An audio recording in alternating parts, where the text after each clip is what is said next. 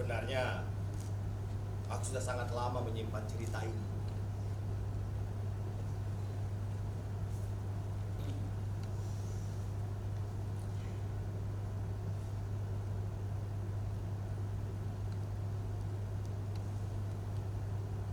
Ya, hingga aku berada di rumah ini sekarang. Cukup jauh memang rumah ini dari gerbang desa. Apalagi kalau dari kota. Tapi tenang saja. Di sini terbilang aman dan nyaman karena listrik dan internet sudah ada. Ya, walaupun kadang-kadang suka hilang timbul. Ya, sama seperti teman. Hilang di saat kita susah, timbul di saat dia yang lagi susah. Bahkan timbulnya di saat kita yang lagi susah-susahnya.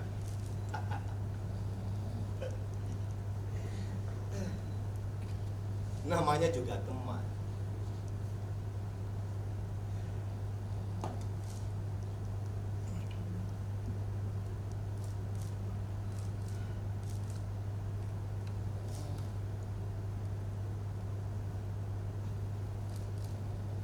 Maaf. Sebenarnya aku belum siap untuk menceritakan hal ini kepada kalian. Tetapi setelah melihat situasi yang terjadi sekarang, sepertinya aku harus menceritakan agar kalian tak keliru. Aku sudah hampir tidak pernah lagi membahas dan berbicara tentang hal ini. Karena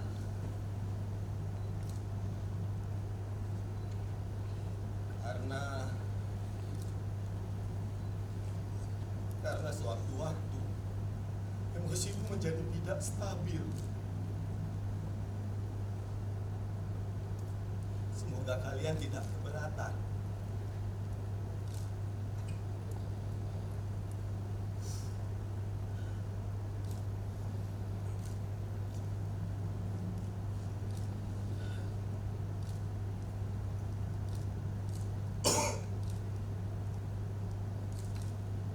Jadi,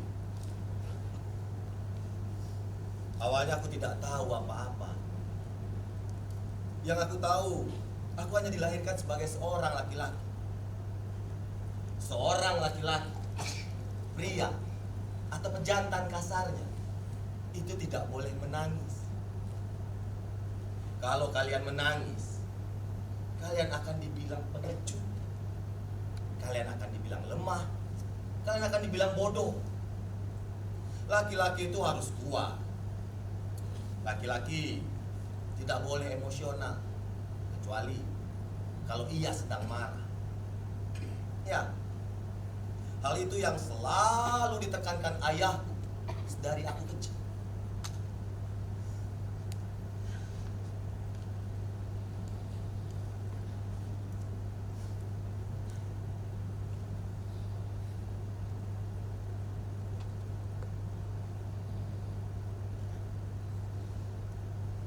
Ingatan ini muncul karena aku tidak lagi punya pilihan.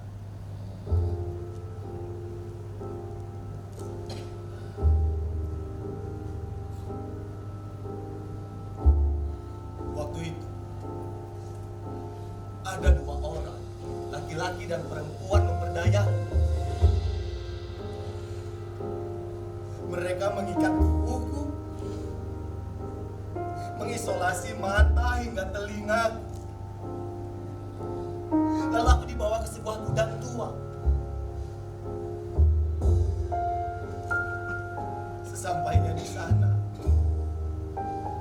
mereka merobek bajuku, melucuti paksa celanaku dan menyumpal mulut.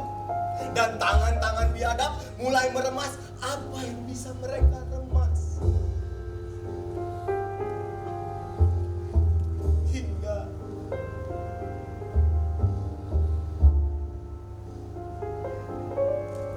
ada sebuah batang yang memaksa masuk melalui pintu keluar.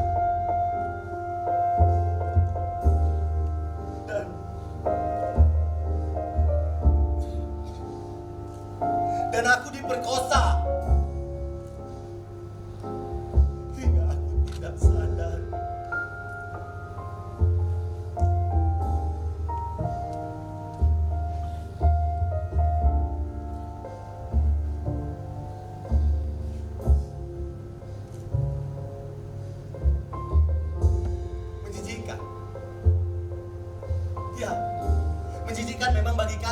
mendengar. Tapi bagaimana dengan aku yang mengalaminya?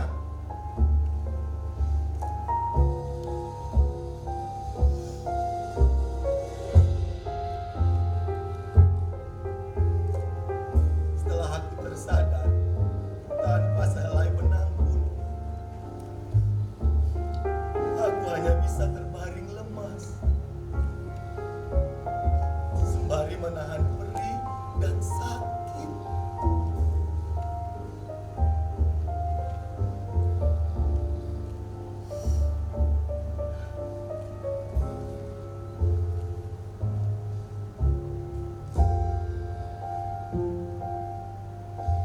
Tak lama setelah itu, ada seorang pengamen jalanan yang sedang mabuk menemukanku.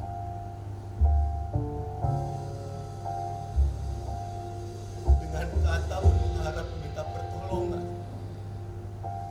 aku malah dikira orang gila.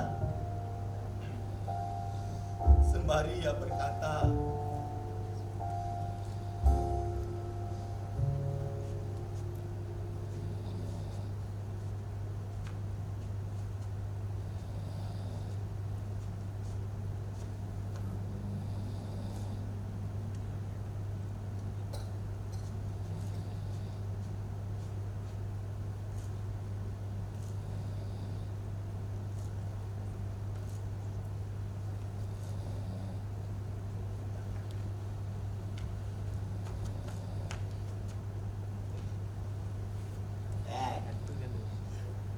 "Hei, kenapa? Hah? Diperkosa? Lu kan laki-laki. Mana ada laki-laki diperkosa? Lu juga tegang kan? Lu juga keluar? Lu juga pasti menikmatinya kan, coy?"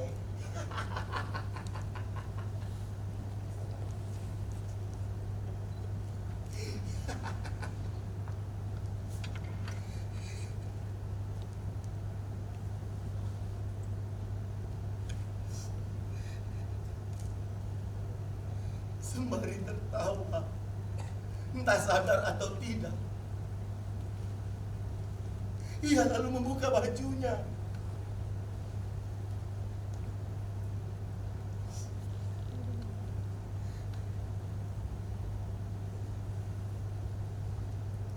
Tapi beruntungnya aku, ia memberikan bajunya beserta sebuah kain sarung yang ada di ranselnya.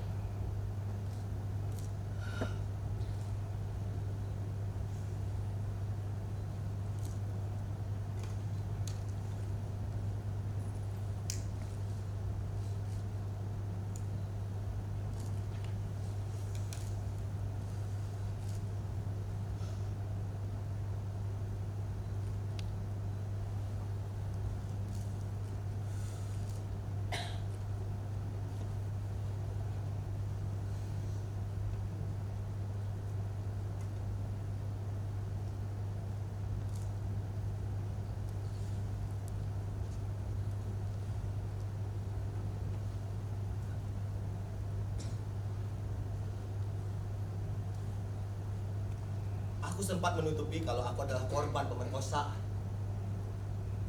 Aku tidak bisa membuka diri karena hal itu masih sangat tabu. Jika aku bercerita, aku akan dikucilkan dari masyarakat.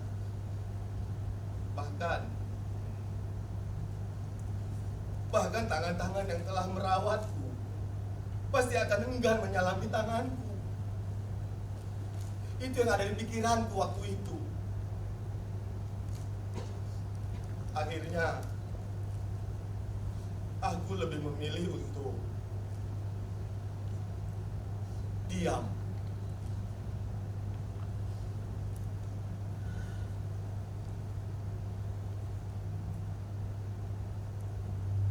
Aku sangat takut melihat kedua orang tuaku sendiri.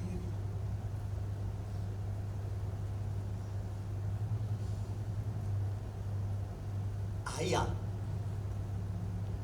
Ayahku adalah seorang yang keras. Akan sangat berbahaya jika ayah tahu tentang ini. Ayahku adalah seorang yang berlatarkan militer. Ia menginginkan aku untuk mengikuti jejaknya. Tapi aku lebih memilih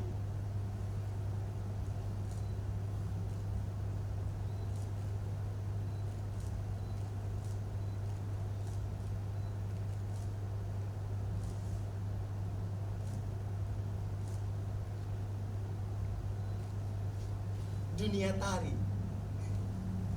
Ya, sejak saat itulah akhirnya aku sangat dekat dengan ibuku. Menurut ayah, menari adalah pekerjaan perempuan, di mana perempuan itu anggun, sopan, dan santun. Sedangkan laki-laki, hakikatnya itu harus kuat. Aneh. Perempuan boleh seperti laki-laki, tapi laki-laki tidak boleh seperti perempuan. Pamali katanya.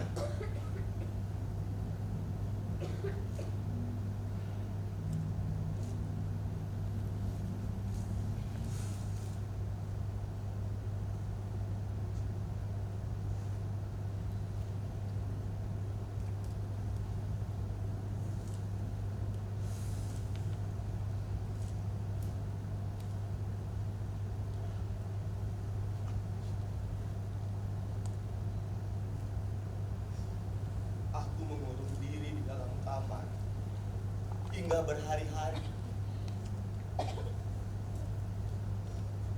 Setiap harinya ibuku selalu mengantarkan makanan, sembari menanyakan apa yang telah terjadi.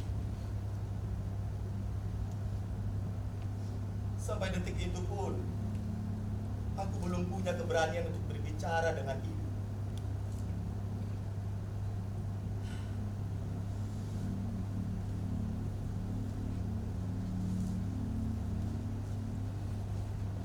Butuh waktu yang lama bagiku untuk melupakan itu semua. Di mana akhirnya aku sampai pada suatu titik, merasa itu adalah sebuah akhir. Tapi ternyata itu adalah sebuah permulaan.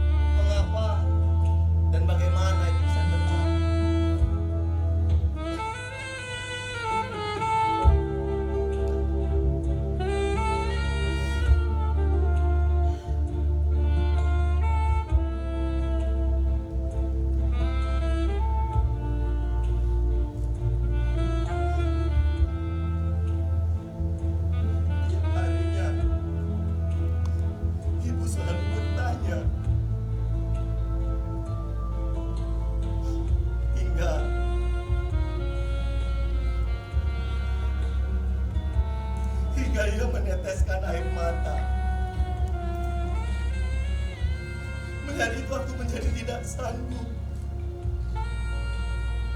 Akhirnya aku ceritakan kepada ibu.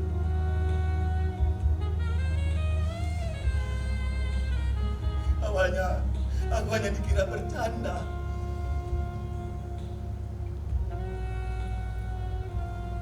Kamu bohong kan, Nak? Ibu tidak percaya.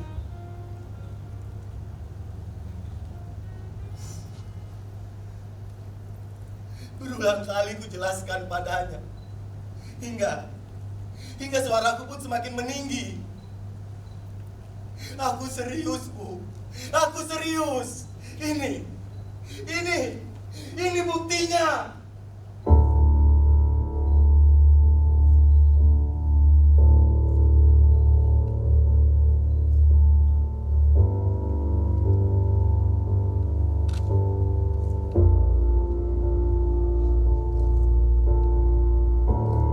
Entah apa yang ada di pikiran ibuku waktu itu.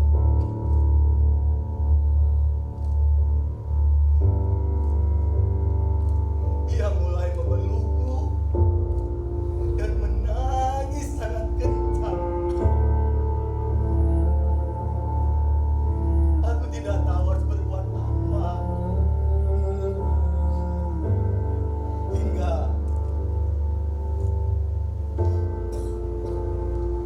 Hingga akhirnya ayahku pun tahu.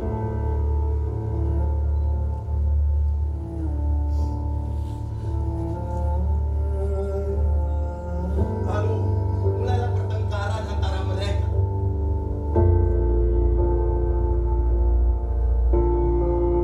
Itulah sebabnya jika kau terlalu memanjakan anakmu. Dasar aib keluarga. Sambil menunjukku.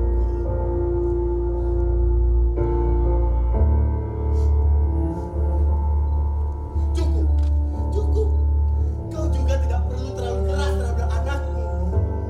Jika memang benar ini terjadi, kau tidak perlu ributkan seperti ini. Justru dengan seperti ini akan membuat keluarga kita semakin malu. Sembari melindungiku sebelum aku menjadi samsak hidup oleh ayahku.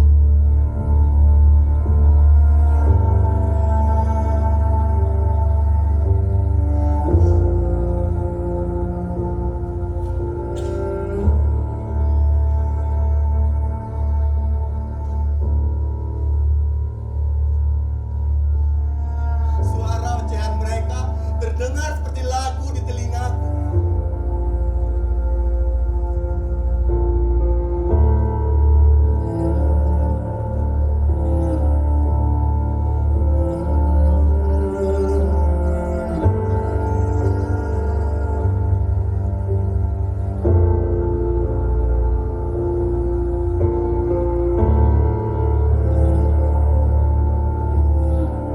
Ya, saat itulah aku menyadari bahwa suara riuh dan ricuhnya pertengkaran mereka menjadi lagu penenang obat jiwaku.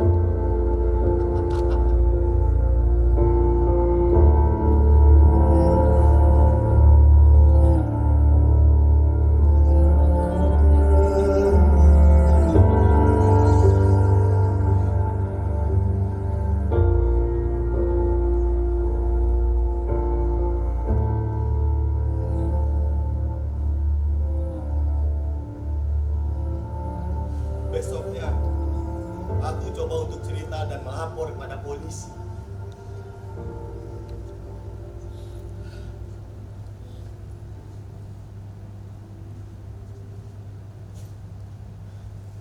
Tapi sayang, polisi bukanlah opsi.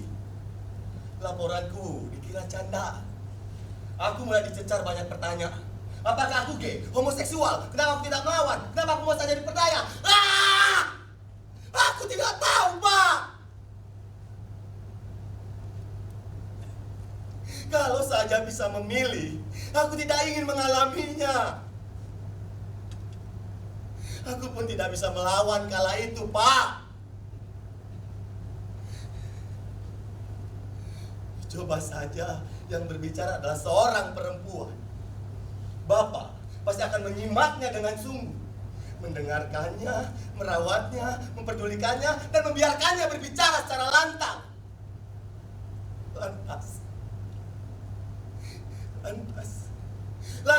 yang salah ketika laki-laki diperkosa.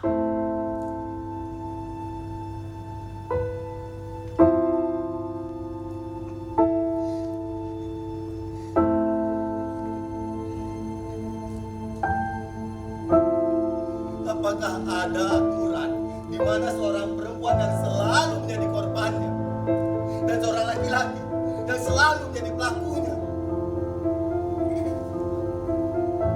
Setengah sadar aku beranjak dari kursiku, memegang kerah baju polisi yang ada di hadapan dengan sebuah pena yang tertancap di tenggorokannya.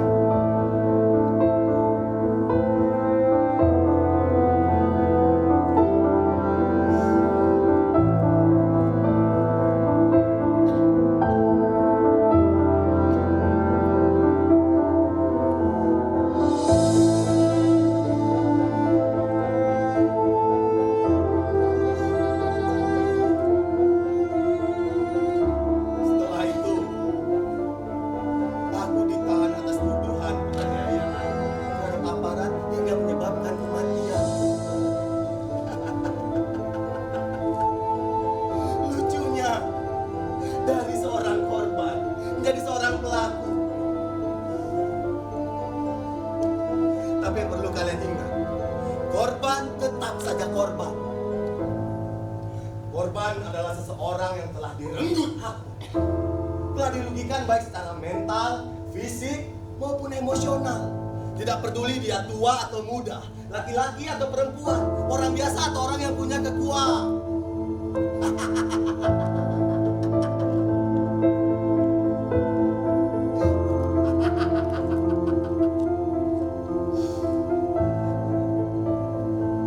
Orang biasa bisa tetap bersalah jika dia tidak punya kekuatan.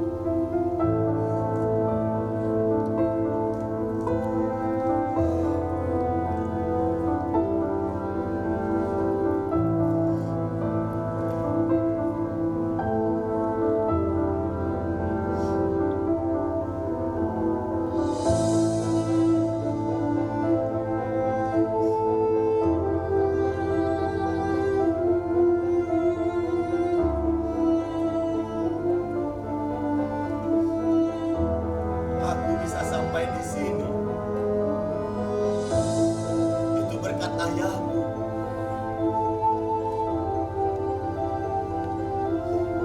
Mungkin aku juga bisa sekuat sekarang, itu karena ayahku.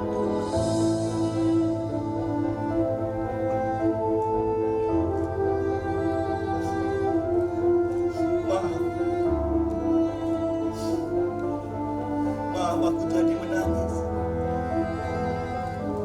Seharusnya seorang laki-laki tidak boleh menangis. Tetapi menangislah jika kalian memang ingin menangis. Itu membuktikan kalau kalian masih punya hati. Dan itu normal bagi manusia.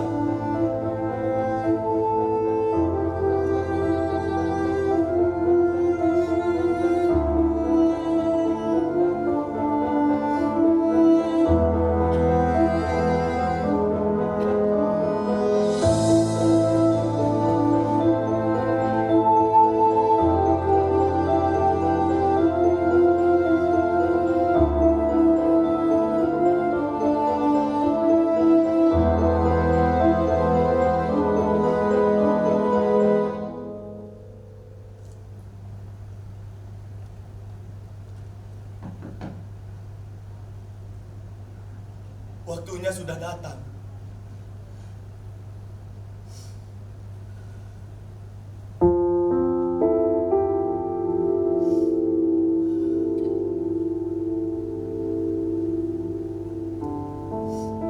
Aku sangat menyadari bahwa keberadaanku pasti akan sangat cepat diketahui setelah aku mengirimkan pesan kepada mereka. Ya, sekarang aku tidak lagi punya kekuatan. Aku akan menyelesaikan masa tahananku yang belum usai.